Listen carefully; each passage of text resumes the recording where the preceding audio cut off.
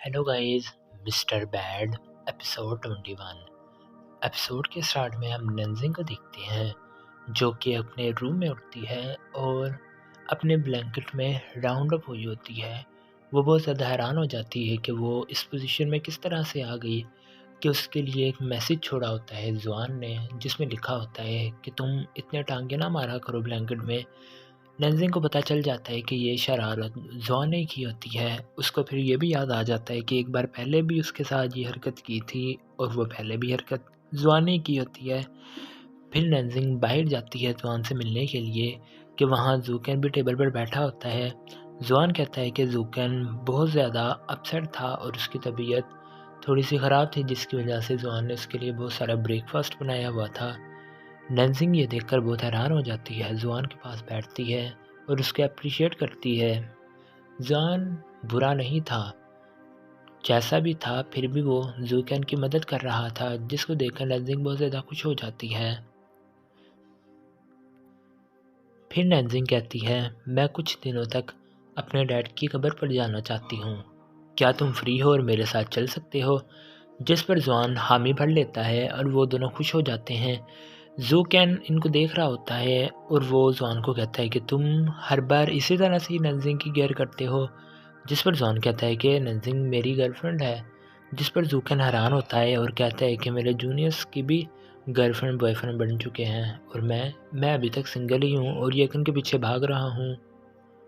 फिर हम ऑफिस का सीन देखते हैं जिसको जूकैन हैंडल कर रहा होता है। एक मीटिंग होती है जिसमें जूकैन बैठा होता है। ये मीटिंग इसलिए थी ताकि जो नॉवेल्स विनर थे उनके नॉवल पब्लिक किए जाएं ऑनलाइन। जूकैन बहुत ज़्यादा परेशान हो रहा था क्योंकि उसको पहली बार इतना ज़्यादा बर्डन महसूस हो रहा था। अब उसे एहसास हो रहा था कि येकिन किस तरह से ये सारा काम संभाल रही थी, वो भी अकेले। नंजिंग भी जूकन के पास आती है और कहती है कि मिस येकिन अकेले ये सारा कुछ संभालती थी और अगले वीक का काम एडवांस में ही कर लेती थी। जूकन को अब एहसास हो रहा था। फिर हम देखते हैं जूकन को जो कि येकिन की बेकरी में आता है येकिन से मिलने के लिए।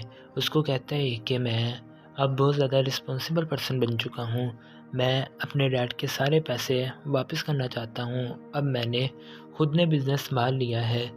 येकिन को उसकी बातों पर बहुत ज़्यादा प्यार आ रहा था क्योंकि येकिन भी यही चाहती थी कि जूकैन एक रिस्पॉन्सिबल पर्सन बन जाए। फिर ये दोनों स्केंडी करने जाते हैं। येकिन से तो नहीं हो पाती लेकिन जूकैन उसको आहिस्ता आहिस्ता करके सिखाने लगता है। ये बहुत ज़्यादा इंजॉय करते हैं। फिर नंजिंग की मॉम और जुआन आ जाते हैं कब्रिस्तान में उसके डैड से मिलने के लिए। नंजिंग बताती है अपनी मॉम को और अपने भाई की कब्र और अपने डैड की कब्र पर खड़ी होकर कि जुआन मेरा बॉयफ्रेंड है, मैं इससे शादी करना चाहती हूँ। नंजिंग की मॉम बहुत ज़्यादा खुश हो जाती है क्योंकि वो यही चाहती थी। जुआन नंजिंग के सौतेले भाई की कब्र को देखता है और उसको ऐसा ही लगता है कि जैसे वो उसी तरह का ही शख्स हो जिस तरह का जुआन हो। उसे भी ऑरेंज नहीं पसंद होते और जुआन को भी नहीं पसंद होते हैं।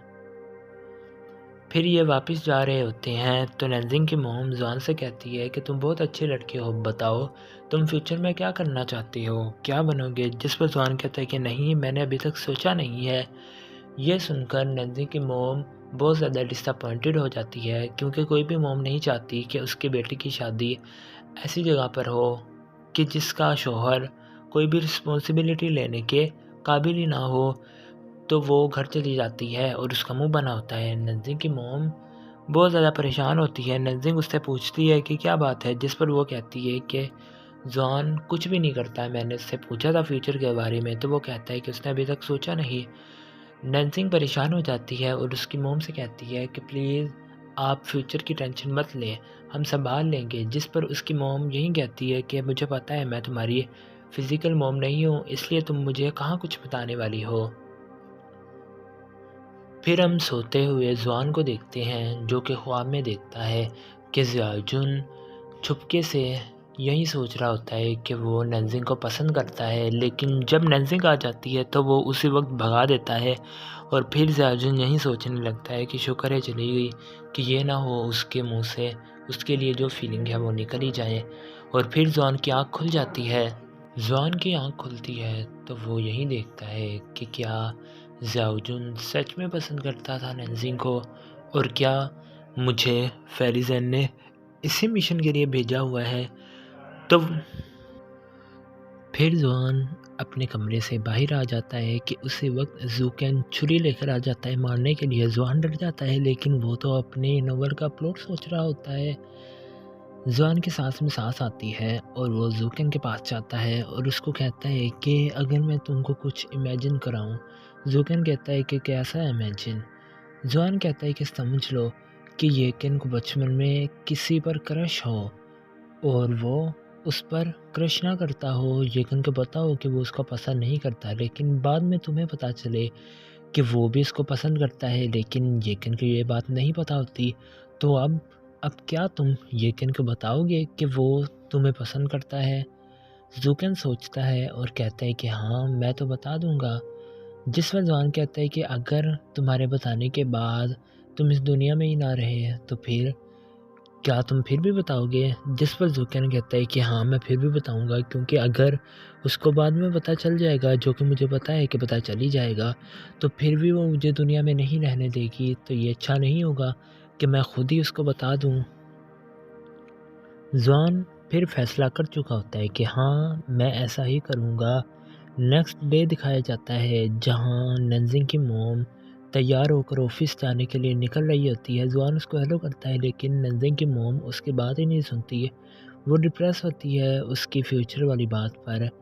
फिर ज़ुआन दरवाज़ा रिंग करता है खोलने के लिए। नेंजिंग को लगता है कि जैसे उसकी मॉम ही हो जिसकी कोई ना कोई चीज़ रह गई हो, लेकिन दरवाज़ा खोलने पर पता चलता है ये तो ज़ुआन होता है। नेंजिंग बहुत ज़्यादा खुश हो जाती है। ज़ुआन नेंजिंग के लिए ब्रेकफास्ट लेकर आया होता है। ये दोनों ब्रेकफास्ट कर रहे होते हैं कि ज़ुआन कहता है कि मैं तुम्हारा फर्स्ट लव बनना चाहता हूँ।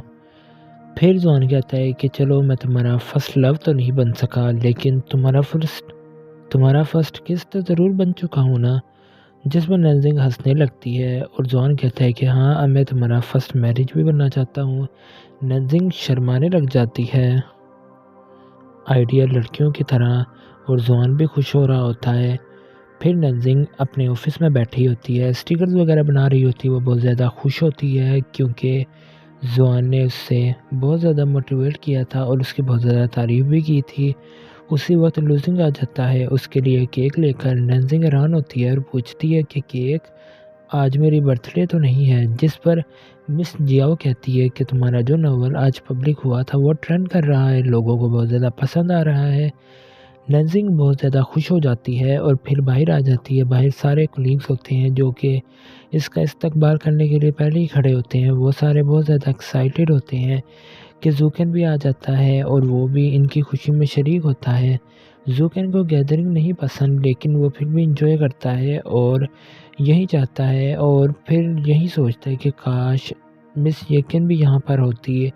वो फिर ग्रुप फ़ोटो बनाते हैं। नेंजिंग अपनी ग्रुप फ़ोटो येकेन को सेंड करती है और कहती है कि आज मैं जिस मकाम पर हूँ सिर्फ़ और सिर्फ़ आपकी वजह से हूँ। आपकी मोटिवेशन ही थी कि जो मुझे इस मकाम पर ले आई है।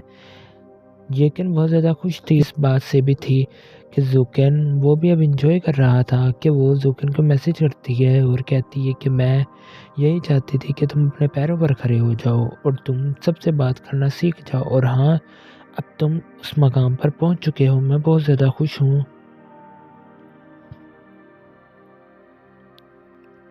फिर हम फ्लैशबैक का सीन देखते हैं जहाँ ज़ूकेन को ट्रॉफ़ी मिली होती है उसकी पहले राइटिंग कंटेंट की वजह से।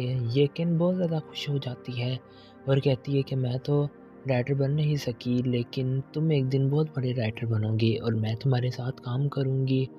ज़ूकेन कुछ नहीं कहता, वो बहुत खुश हो रहा होता है और यही कहता है कि मैं अपनी एक कंपनी बनाऊँगा जिसमें तुम मेरी पार्टनरशिप करोगी। ये दोनों ही एक दूसरे के लिए बहुत ज़्यादा सिंसियर है, लेकिन एक दूसरे को बताने की हिम्मत इनमें नहीं। दूसरी तरफ हम जॉन को देखते हैं जो कि नॉवल के रिव्यूज़ पढ़ रहा होता है। लोग बहुत ज़्यादा अच्छा रिव्यू दे रहे हैं, ट्रेंडिंग में जा रहा है। जॉन बहुत ज़्यादा खुश होता है और डेंजिंग को मैसेज करता है और कहता है कि आज रात हम इकट्ठे डिनर पर जाएंगे। फिर डेंजिंग आ जाती है, लेकिन जॉन तो वहाँ पर आया ही नहीं होता। डेंजिंग जॉन को फ़ोन करती है, लेकिन फ़ोन तो उसकी टेबल के नीचे से ही बज रहा होता है। नज़ीम जैसे ही नीचे होती है कि पीछे से ज़ुआन आ जाता है, उसको बहुत ज़्यादा दाद देता है और उसको बहुत ज़्यादा विश करता है। नज़ीम उसको बहुत ज़्यादा चुप करवाने की कोशिश करता है, लेकिन ज़ुआन चुप ही नहीं होता। तो वो कहती है कि अगर तुम चुप ना हुए तो मैं ब्रेकअप कर लूँगी। फाइनली ज़ुआन चुप हो जाता है और बैठ जाता है और नज़ीम को कमेंट वगैरह पढ़वाने लगता है, जिसमें उसने उसके करैक्टर की बहुत ज़्यादा तारीफ़ की होती है। फिर डिनर भी आ जाता है, जहाँ पर एक जगह आग भी जली होती है, जिसको देखकर नज़ीम को पैनिक अटैक होने लगता है, उसकी तबीयत ख़राब होने लगती है। ज़ुआन उसको बड़ी मुश्किलों से सँभालता है और बाहर लेकर चला जाता है। बाहर कुर्सी पर बैठे ज़ुआन यही सोच रहा होता है कि इसको पैनिक अटैक पहले तो नहीं इतने जल्दी आते थे, अब इतनी जल्दी क्यों आ रहे हैं? ज़ुआन यही सोच रहा होता है कि कहीं मेरे वापस आ जाने की वजह से तो नहीं हुआ। आखिरकार अब मुझे इस मसले को सुलझाना ही पड़ेगा और इसी के साथ ये एपिसोड यहीं पर ख़त्म हो जाता है।